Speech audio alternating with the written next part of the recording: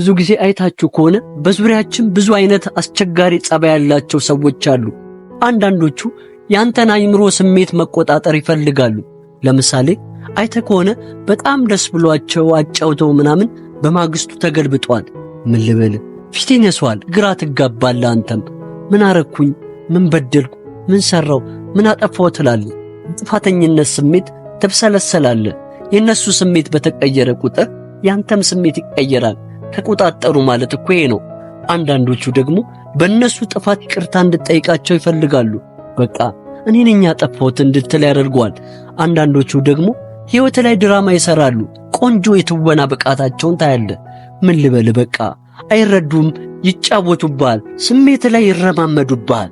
ብቻ በተለየ መልኩ ሊያስቸግሩ ይችላሉ። በዚህ አጋጣሚ እነዚህ ሰዎች በሕይወት ላይ አንድ ቀን ብቻ አይደለም የምታገኛቸው፣ በዙሪያ ያሉ ይሆናሉ። መስሪያ ቤት አብሮ የሚሰሩ ወይም አለቃ ወይም ጓደኛ ወይም ቤተሰቦች ወይም በፍቅር በትዳር የምትቀርባቸው ሰዎች ሊሆኑ ይችላሉ። አስቸጋሪ ሰዎች ጫማክ ውስጥ ጠጠር ናቸው። ምቾት ይነሷል። በቃ ደስ አይልም። በእነሱ ምክንያት ስራውን ትጠለዋለህ። ስራ ባገባ ደስ ይላል፣ ይመርሃል። ወደ ቤት ባገባ ደስ ይልሃል። በቃ ኑሮ እጅ ይልሃል። በእነሱ ምክንያት አስቸጋሪ ስለሆኑ ስለ እነሱ ብዙ ሰዓት ታስባለህ። ምን ባደርግ ይሻላል፣ ምን ዘዴ ልፍጠር ትላለህ። ስለ ነገ የምታስብበት ስንት ነገር የምታስብበት ጊዜን የእነሱ ሐሳብ ይቆጣጠራል። ህልምህን እንዳታሳካ እንዳታሳደድ ያደርገዋል። በቃ ምን ልበል አይምሮ ላይ ይጫወቱብሃል። እና ምን ይሻላል? አስቸጋሪ ሰዎች ከባድ ናቸው። የሚሻለው እነሱ መቀየር ነው። ካልተቻለ ደግሞ ከነሱ ጋር በጥበብ መኖር ነው። እንዴት ከነሱ ጋር መኖር እንችላለን ልትሉኝ ትችላላችሁ። በጣም ቀላል የሆነውን ሕይወታችን ላይ ለመተግበር የሚመች 6 መፍትሄዎችን ይዤላችሁ መጥቻለሁ። እናንተ ብቻ ሰብስክራይብ በማድረግ ቻናላችንን ይቀላቀሉ። ከወደዳችሁት ላይክ፣ በጣም ከተመቻችሁ ሼር በማድረግ ለወዳጆ ያጋሩ። የመጀመሪያው እነሱን ለማስደሰት መጣር አቁም። አስቸጋሪ ሰዎች ለማስደሰት ስትጥር የእነሱ ፍላጎት አያልቅም። አንተ ደግሞ ብዙ ዋጋ ትከፍላለህ። ጊዜን፣ ጉልበትን፣ ገንዘብን ሁሉንም ታባክናለህ ለእነሱ ደስታ ስትል። እነሱ ደግሞ ቶሎ አይረኩም። በዚህ መሃል አንተ ራስን ታጣለህ። ወደ ራስህ አታተኩርም። ለሰው መኖር ብቻ ይሆናል ያንተ ዕጣ ፈንታ። አየህ መጨረሻ ላይ እንደ ጋሪ ፈረስ ይነዱዋል። በእነሱ ቦይ ትፈሳለህ። እነሱ ባዘጋጁልህ ብቻ ትጓዛለህ። ስለዚህ እነሱን ለማስደሰት መጣር ማቆም አለብህ።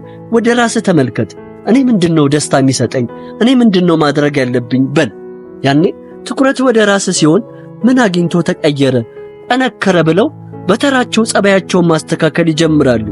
ያለበዚያ ግን አንተ መልካም ሰው ስለሆንክ ለነሱ ፍላጎት ዋጋ የምትከፍል ከሆነ እነሱን ለማስደሰት ምጥር ከሆነ እንደ አሻንጉሊት ነው ከዚህ ወደዚያ እያረጉ የሚጫወቱብህ።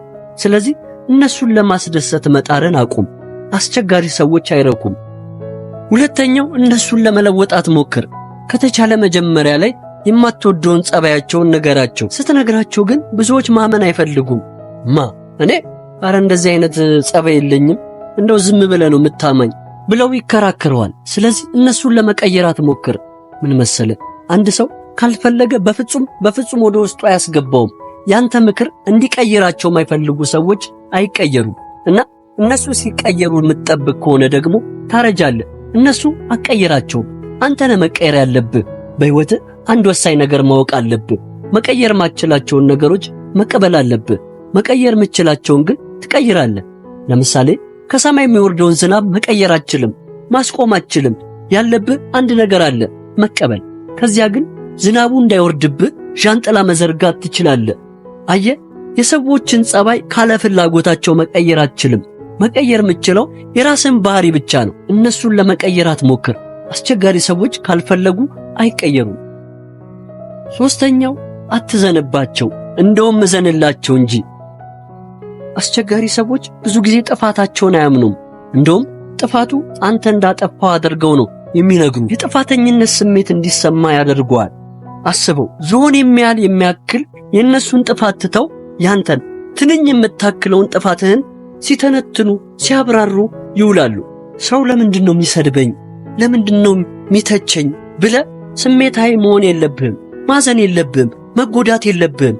እንደውም ለነሱ ዘንላቸው። ሰው እኮ ያለውን ነው የሚሰጠው። እነሱ ያንተ ጎዶሎ ቢታያቸው ውስጣቸው ጎዶሎ ስለሞላ ነው። ያንተ ጥፋት የሚታያቸው እነሱ ጥፋተኝነት ስሜት ስለሚቆጣጠራቸው ነው። ውስጣቸው ያለውን ስሜት ነው የሚያንጸባርቁት። የበታችነት ስሜት ስለሚሰማቸው ነው አንተ የበታችነት ስሜት እንዲሰማ የሚያደርጉት። ሰው የሌለውን አይሰጥም። ሰዎች መጥፎ ነገር ሊጥሉብህ ሲሞክሩ አትዘንባቸው፣ እዘንላቸው። ውስጣቸው ያለው መጥፎ ነገር ነው ላንተ መጥፎ ነገር እንዲናገሩ የሚያረጋቸው። ተሳዳቢ ያረጋቸዋል። ውስጣቸው የሚያብሰለስሉት ስድብ ስለሆነ ነው። አትዘንባቸው፣ እዘንላቸው እንጂ። አራተኛው እምቢ ማለትን ተለማመድ። ምቾት የማይሰጡ ነገሮች እንድታደርግ አስቸጋሪ ሰዎች ካስገደዱ እምቢ በል። አላደርግም፣ አላምንበትም፣ አላረገውም በላቸው። ምን መሰለ፣ የመጀመሪያ ሰሞን እምቢ ስትል ምን አስቦ ነው ብለው ሊሰድቡ ሊተቹ ይችላሉ። አንተ ራስህን ልትጠራጠረው በቃ ጥር ሊል ይችላል። ምን ሆኜ ነው እምቢ ያልኩት ብለህ ራስህን ልትወቅስ ትችላለህ። የመጀመሪያ ሰሞን ሁሌም ያስቸግራል። ከዚያ ግን ሁሌም እምቢ ማለት ስትጀምር ያላመንክበትም አላደርግም ስትል እነሱ አንተን ማክበር ይጀምራሉ። አየህ፣ እኔ ማምንበትን ብቻ ነው ማረገው፣ የማላምንበትን አላረግም። በቃ እነሱ ያሉኝን ሁሉ አላደርግም፣ አልፈጽምም ማለት ስትጀምር መከበር ትጀምራለህ። ሰዎች አንተን ማክበር የሚችሉት ድንበርን ሲያውቁ ነው። አምስተኛው ለራስ የምትሰጠውን ቦታ ከፍ አድርግ። ምን መሰላችሁ?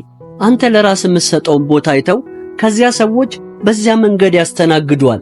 አንተ ራስህን በጣም የምታከብረው ትልቅ ቦታ ይገባኛል ብለህ አስበህ በተግባር የምትኖር ከሆነ ሰዎች ያከብሩዋል። ክብሩን ከየትም አያመጡትም። አንተ ለራስህ ከምትሰጠው አይተው ነው የሚያከብሩ። ራስህን ከናቅ፣ ራስህን ዝቅ ካደረግከው ዝቅ ያደርገዋል፣ ቦታ አይሰጡም። አስቸጋሪ ሰዎች ሁሉንም አያስቸግሩም፣ የሚያስቸግሩትን ሰው ይመርጣሉ። ሌላውን እንተውና ልጆች እንኳን ሕፃናት እንኳን ማንን እንደሚያስቸግሩ ለይተው ያውቃሉ። ልጆች እኮ ሁሉንም አያስቸግሩ። እናቱ በጣም የምታጨማልቀው የምታቀብጠው ከሆነ እሷ ፊት ነው የሚቀብጠው። አባቱ ፊት ግን ኮስተር ስለሚልበት ስርዓት ይይዛል። ልጅ እንኳን በጥበብ ይኖራል፣ እናቱ ፊት ይቀብጣል፣ አባቱ ፊት ግን ስርዓት ይይዛል። አስቸጋሪ ሰዎች ከልጅ በላይ ያልበሰሉ ናቸው። ስድስተኛው ከነሱ ጋር የምታሳልፍበትን ጊዜ ቀንስ። ምን መሰላችሁ? ከህይወት ቆርጠ ማውጣት የምትችላቸው ሰዎች ከሆኑ እነዚህ አስቸጋሪ ሰዎች ከአይምሮ ቆርጠ አውጣቸው። ምክንያቱም መርዘኛ ናቸው። ህይወትን እየመዘመዙ የሆነ ቀን ጉዳት የሚታይብህ በንዴት በሽተኛ ልትሆን ትችላለህ። ስለዚህ ከህይወት አውጣቸው ከቻልክ። ካልቻልክ ግን ህይወት ላይ የግድ መኖር ካለባቸው ሌላው አማራጭ የሚሆነው ግን ከነሱ ጋር የምታሳልፈውን ጊዜ ቀንስ። ከሰላምታ የዘለለ ግንኙነት አይኑር። አልፎ መሄድ ወይም መራመድ። ይህ ሁሉ ጥረታችሁ ሊታያቸው ካልቻለ አልፋችሁ መሄድ አለባችሁ። ምናልባት ይከብድ ይሆናል፣ ነገር ግን አትጸጸቱበትም። እናንተም የምትችሉትን ሞክራችኋል። ውድ ቤተሰቦቻችን ለዛሬ የነበረን ዝግጅት በዚህ አብቅቷል። በቀጣይ የተለያዩ አዝናኝ አስተማሪ ፕሮግራሞች መልሰን እስከምንገናኝ ድረስ ለቻናላችን አዲስ ከሆናችሁ ሰብስክራይብ፣ ላይክ እና በምንሰራቸው ፕሮግራሞች ዙሪያ ያላችሁን ሐሳብና አስተያየት በመጻፍ ቤተሰብ ይሁኑን እንላለን። መልካም ቆይታ።